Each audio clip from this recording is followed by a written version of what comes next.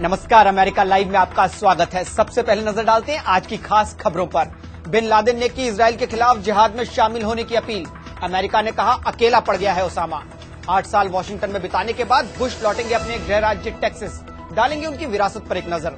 और कर्ज से दबे एक बड़े बिजनेसमैन पर अपनी मौत का नाटक रचने का शक। वॉशिंगटन डीसी से मैं हूं वॉइस ऑफ अमेरिका का दीपक डोभाल। अब खबरें विस्तार से। एक कट्टर इस्लामिक वेबसाइट पर जारी किए गए 22 मिनट के ऑडियो संदेश में ओसामा बिन लादेन ने इजराइल के खिलाफ जिहाद में हिस्सा लेने की अपील की है। व्हाइट हाउस ने कहा है कि ये टेप ये दिखाता है कि बिन लादेन कितना अकेला पड़ गया है। ओसामा बिन लादेन ने 7 महीनों की खामोशी के बाद अपने नए ऑडियो संदेश में अमेरिका की आलोचना की है। अमेरिका दुनिया के सामने पैसों के लिए झोली फैला रहा है। अमेरिका अब पहले जितना शक्तिशाली नहीं रहेगा। बिन लादेन ने निर्वाचित राष्ट्रपति बराक ओबामा को भी चुनौती देते हुए कहा कि आर्थिक संकट में फंसा अमेरिका आतंकवाद के खिलाफ लड़ाई कैसे जारी रख पाएगा। अमेरिकी विदेश मंत्रालय के मुताबिक बिन लादेन के लिए ये एक प्रचार का तरीका है। वो मुस्लिम मौलवियों की आलोचना करता है, इजराइल की, अमेरिका की निर्वाचित राष्ट्रपति की आलोचना करता है। मुझे तो ऐसा लगता है कि अपने आप को छोड़कर बिन लादेन सबकी आलोचना करता है। मेरे लिए इसका मतलब ये है कि वो असल में अकेला पड़ गया है। ऑडियो टेप की प्रामाणिकता की जांच जारी है, लेकिन आवाज बिन लादेन की ही लग रही है।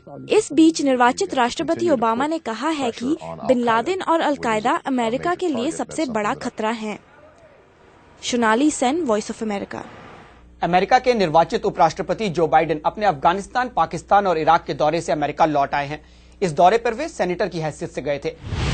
बाइडेन ने साफ किया कि इन देशों के नेताओं की बातें सुनने के मकसद से यात्रा हुई, न कि नीति की बातें करने के नजरिए से। अफगानिस्तान की स्थिति के बारे में बाइडेन ने चेतावनी दी कि हालात सुधरने से पहले और बिगड़ सकते हैं। पाकिस्तान, अफगानिस्तान और इराक में बाइडेन मानते हैं कि ऐसे राजनीतिक संस्थाओं को तैयार करना पड़ेगा जो लंबे समय तक कायम रह सकें। व्यक्तित्व पर जोर देना इन देशों को कामयाब नहीं बनाएगा।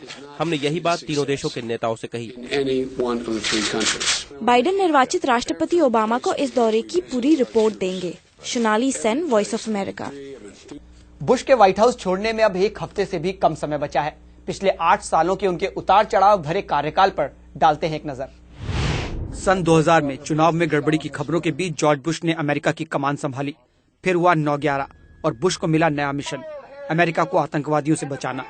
अफगानिस्तान से तालिबान को हटाया गया। इसके बाद इराक पर हमला हुआ। 2004 में वो दूसरी बार राष्ट्रपति चुनाव आसानी से जीत गए, लेकिन उनकी दूसरी पारी आसान नहीं रही। इराक हमले के पीछे जो तर्क दिया गया था वो गलत साबित हुआ। इराक में महाविनाश के हथियार नहीं मिले। इराक युद्ध में मरने वाले अमेरिकी सैनिकों की तादाद बढ़ती गई। आखिरकार इराक युद्ध पर हर तरफ से सवाल खड़े होने शुरू हो गए और बुश की लोकप्रियता अमेरिका और दुनिया में जबरदस्त तरीके से कम हुई। अपने आखिरी दिनों में बुश को अमेरिका के आर्थिक हालात से भी जूझना पड़ा। बुश ने माना है कि उनसे गलतियां हुई, लेकिन ज्यादातर लोग मानते हैं कि बुश की सबसे बड़ी कामयाबी थी कि उनके रहते अमेरिका में दूसरा आतंकवादी हमला नहीं हुआ। Deepak Doval, voice of America. Police को शक है कि अमेरिका में एक बिजनेसमैन ने अपनी मौत का नाटक रचा। क्यों और कैसे, आइए देखते हैं। मार्कस शेनेगर को फेडरल एजेंट्स ने उत्तरी फ्लोरिडा में पकड़ा। इंडियाना इंश्योरेंस विभाग ने मार्कस के खिलाफ 7 लोगों की तरफ से शिकायत दर्ज की है। ये 7 निवेशक हैं और इन्होंने शिकायत में कहा है कि मार्कस ने उन्हें $250,000 का नुकसान कराया है। पुलिस के मुताबिक इन सब से बचने के लिए मार्कस अपने तय प्लान के हिसाब से छोटा जहाज लेकर उड़े, लेकिन रास्ते में जहाज को ऑटो पायलट पर छोड़कर पैराशूट से उतर गए। थोड़ी दूर जाकर जहाज गिर गया और मार्कस पहले से छुपाई अपनी मोटरसाइकिल से निकल गए। अमेरिका लाइव आप हमारी वेबसाइट www.voasamachaar.com पर भी देख सकते हैं। कल इसी समय आपसे फिर मुलाकात होगी, लेकिन चलते चलते आपको बर्फ से ढके मध्य अमेरिका के राज्यों का हाल दिखा दे, जहां की कुछ जगहों पर तापमान 0 से 38 डिग्री नीचे तक पहुंच गया।